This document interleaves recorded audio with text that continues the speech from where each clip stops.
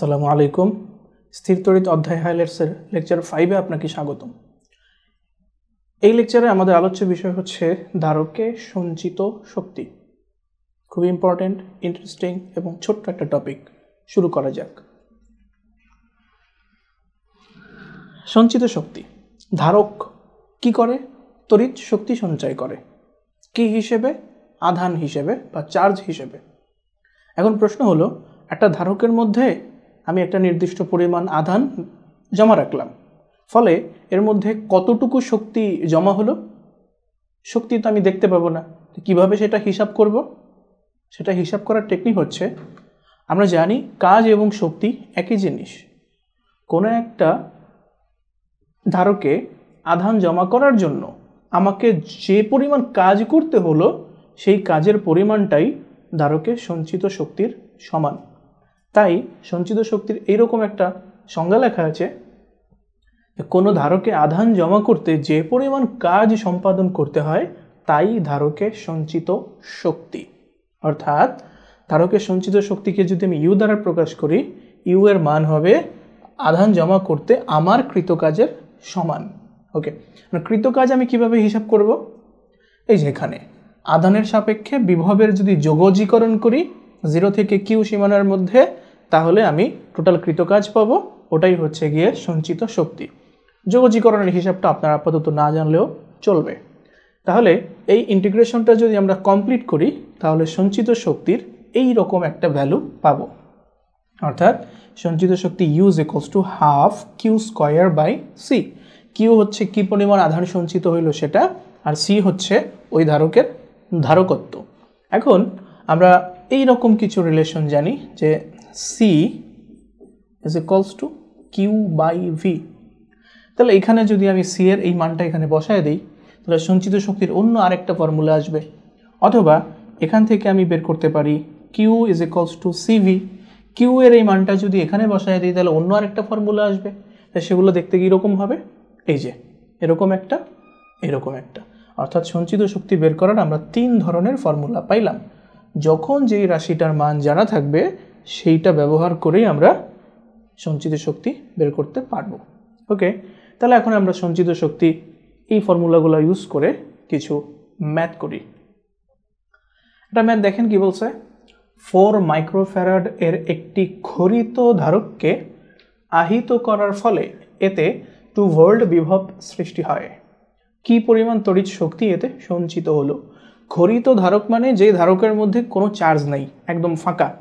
ওই ধারকের মধ্যে আমি চার্জ দেব, অর্থাৎ তাকে আহিত করব। হ্যাঁ, কি পরিমাণ আহিত করব? যাতে করে 2 ভোল্ট বিভব সৃষ্টি হয়।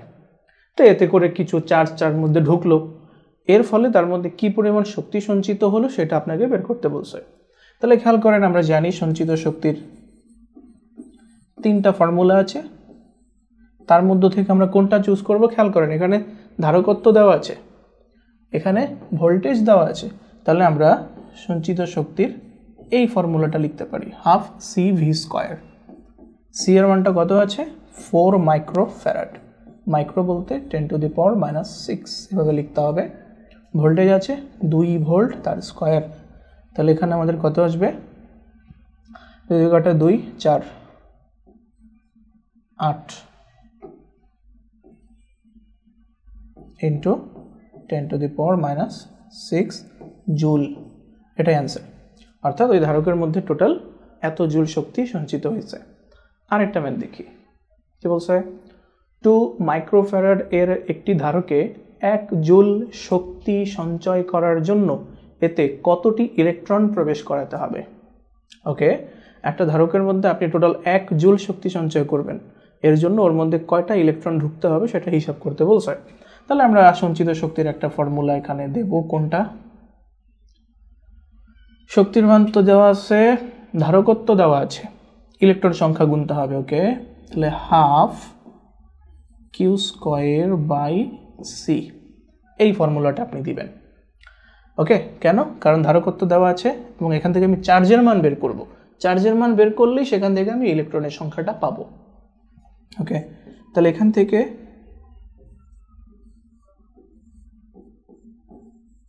এটা করতে পারবো কিউ এর মানটা বের করতে চাচ্ছি, তাহলে উভয় পক্ষকে বর্গমূল করতে হবে, এরকম আসলো। এরপর আসি এখানে ইউ এর মান দেওয়া আছে 1 জুল, সি দেওয়া আছে 2 মাইক্রোফ্যারাড। তো হিসাবটা আমরা এখান থেকে করে ফেলি, 2 1 2 × 10⁻⁶। ওকে, তাহলে এটাকে যদি আমরা হিসাব করি এরকম পাবো 2 × 10⁻³ কুলম্ব। ওকে, অর্থাৎ আমরা ওই ধারকের সঞ্চিত আধানের পরিমাণটা পাইছি, কিন্তু আমাকে তো আধান বের করতে বলে নাই, আমাকে বের করতে বলছে কয়টা ইলেকট্রন আছে। তাহলে এখন একটু অন্যরকমভাবে হিসাবটা করতে হবে। নাও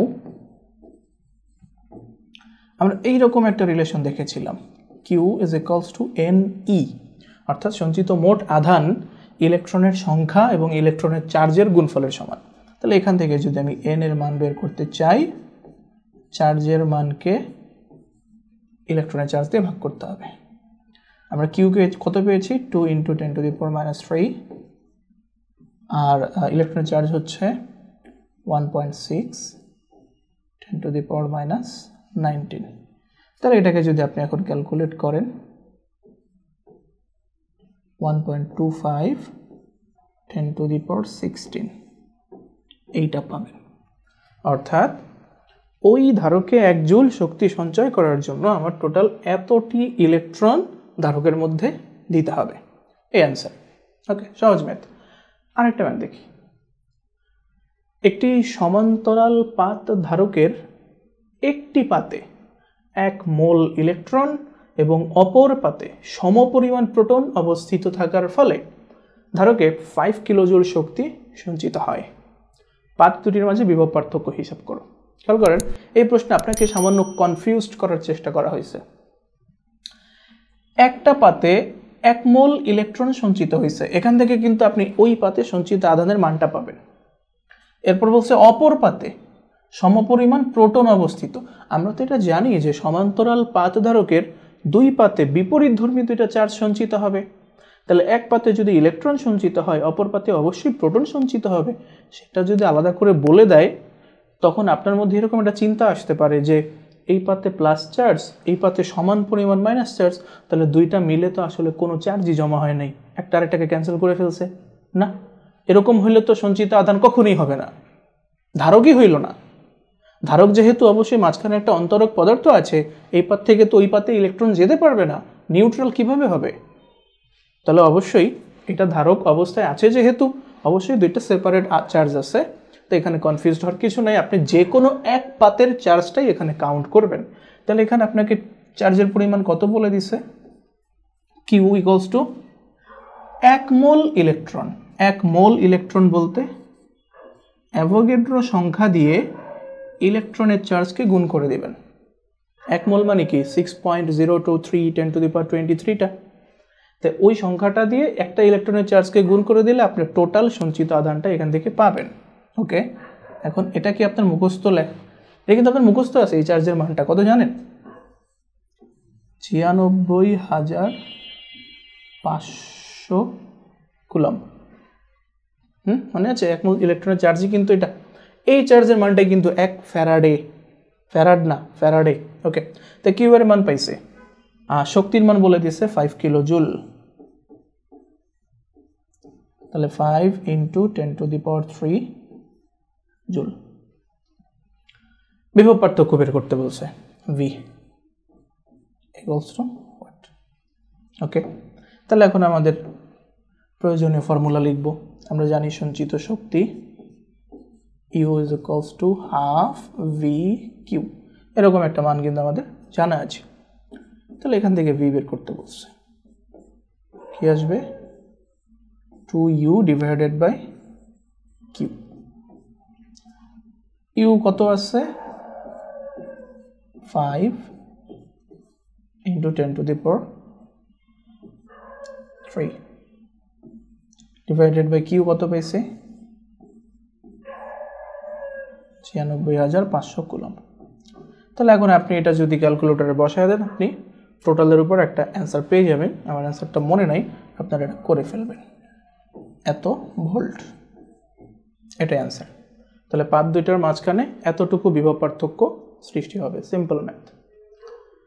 আরেকটা ম্যাথ দেখি কি বলছে। একটা সমান্তরাল পাত ধারকের পাত দুটির মধ্যবর্তী দূরত্ব 3 মিলিমিটার, পাত দুটির মধ্যবর্তী ফাঁকা স্থানে এত মানের ডাই ইলেকট্রিক আছে, অর্থাৎ পরাবৈদ্যুতিক ধ্রুবক দেওয়া আছে।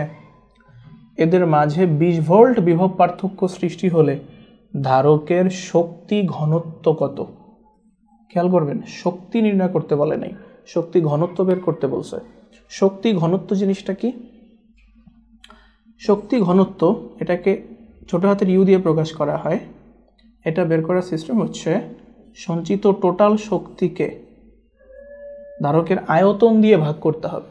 একক আয়তনে সঞ্চিত শক্তি, এটার একক হয় জুল পার মিটার কিউব। ওকে, তাহলে আমার এখানে কাজ হচ্ছে সঞ্চিত টোটাল শক্তি বের করা, সেটা দিয়ে ধারকের আয়তনকে বের করে দেব, ভাগ করে দেব, আয়তন দিয়ে ভাগ করে দেব। তাহলে কাজ করি, ইউ এর জন্য মান লিখি। ইউ এর মানটা কিভাবে লিখব? Half CV square. এটাই কেন লিখলাম? কারণ আমি ধারকত্ব বের করতে পারবো, সব দেওয়া আছে, ভোল্টেজ দেওয়া আছে, তাই আয়তন, ধারকের আয়তনকে আমরা এভাবে লিখতে পারবো যে কোনো একটা পাতের ক্ষেত্রফল ইনটু ওই দুইটা পাতের মধ্যবর্তী দূরত্ব। খেয়াল করেন, মনে করেন এটা একটা পাত, এটা আরেকটা পাত। এই পাতের ক্ষেত্রফল হচ্ছে এ, ওই পাতেরও ক্ষেত্রফল কিন্তু এ, আর মাঝখানের এই ডিস্টেন্সটা কত? ডি। তাহলে এখন এই দুইটা দূরত্ব মিলে কিন্তু এখানে একটা ভলিউম তৈরি করে ফেলছে। এই পাত এবং এই পাত মাঝখানে দূরত্বটা মিলে একটা ভলিউম তৈরি করছে না? ওই ভলিউমটা আমি কিভাবে পাবো?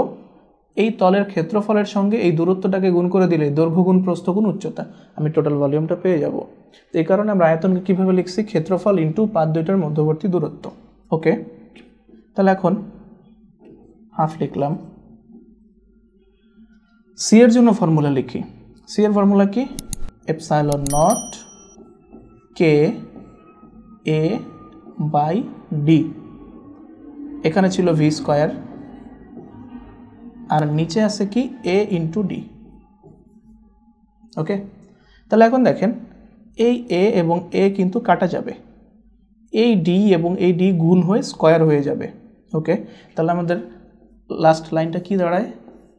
হাফ এপসাইলন থাকবে, এপসাইলন নট থাকলো, কে থাকলো, এ তো কাটা গেছে, V square by D square. এই হয়েছে। এখন আমি সব মান বসাই দিব। ওকে, হাফ এপসাইলন নটের মান মুখস্থ 8.854 10 to the power minus 12, কে এর মান বলা আছে 3.75, ভি হচ্ছে ভোল্টেজ, ভোল্টেজ কত বলা ছিল? 20 ভোল্ট। তাহলে এখানে আছে কত?